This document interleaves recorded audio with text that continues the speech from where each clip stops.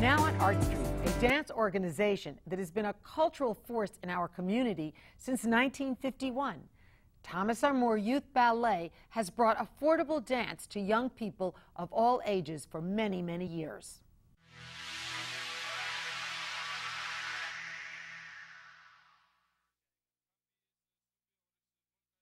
I think for young people, dance is important, and arts in general is because it gives you, like I said earlier, another point of reference, maybe something you can't necessarily say, through words. You can say through movement.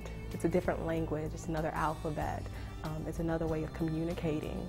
To help others identify, their own experiences and expressions of what they see on stage. Sometimes that can be really illuminating for people, I think, to kind of tap into something, even if they don't have the skills that it requires to be able to be a dancer. If they can see something within a dancer on stage reflecting back to them what they're experiencing or feeling or even who they are, I think that's really enriching. This small building is home to the Thomas R. More Youth Ballet, one of South Florida's oldest and most prestigious dance schools.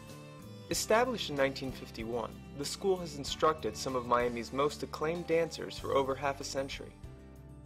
Our mission is really to bring ballet to all of the children in Miami-Dade County who really wish to pursue dance, and to provide excellent training regardless of family finances and really even ability. If somebody wants to pursue dance, we want to make sure that they're able to do that. As part of this mission, the school instituted a scholarship program in 1988 that has changed the face of dancing in the community. New World School of the Arts was the only arts high school at the time. And I noticed that the kids who were getting into New World were mostly from the magnet programs. But it was kids who were from the magnet programs but also had the ability to access classes outside of school. Nobody usually thinks of ballet and thinks free. Ballet classes are typically very expensive, and it's not just the classes that are expensive. The uniform itself, the leotard, the tights, the shoes, and when you get older as a girl, the point shoes are very expensive. They can be $80 a pair, and sometimes those shoes don't even last a week. We decided to actually go to the magnet programs and look for kids who were talented but did not have ballet classes or dance classes outside of the magnet program. And we started offering scholarships. Riding the wave of the scholarship program's success, the school opened the first of its community outreach programs in Little Haiti at Morningside Elementary in 2001. Originally, the program was just elementary school age, kindergarten through 5th grade, but we had all of these students that were progressing so beautifully and then moving away from that school to go to middle school, and there were no dance classes available for them. So we ended up extending the program there, and now it's K through 8. And so they receive the ballet classes, modern classes, and tap classes with a second teacher at that site. The school currently operates community outreach centers in Little Haiti, the Redlands, Coconut Grove, and Homestead, with help and support from the community, special grants, and generous private donations. You'll see the face of our community really reflected on stage. And my goal always was that if a child came to our Nutcracker production, that every child in the audience should be able to look up on the stage and see somebody who looks just like them. And if they can't, then we're not reaching everybody. While the instruction the students receive is top-notch, perhaps more important is the support program and the nurturing relationships that are forged between the students, their peers, and the teachers. I grew up in the ballet world at a time and with the kinds of teachers that it was a very, very strict line. They had no idea about anything that was going on in my personal life, and frankly, for them, when you came in the studio, that personal life just didn't exist, right? So you came to do your job and you worked hard and you left. And so I feel like in my teaching, and definitely with Ruth and the other teachers with the program, we do have such an interest in the student as an individual.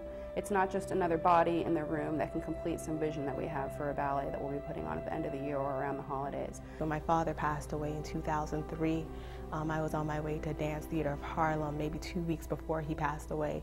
And when he died that night, I called Miss Ruth, my dance teacher, and I was like, I'm not going to Dance Theater of Harlem, I'm going to my father's funeral. And she was supportive completely. I ended up going to the program 2 weeks after my father's funeral, but she was there with me all of the way. Kids are coming from really difficult neighborhoods where they're facing dangers every day and issues. There's issues of sexual identity.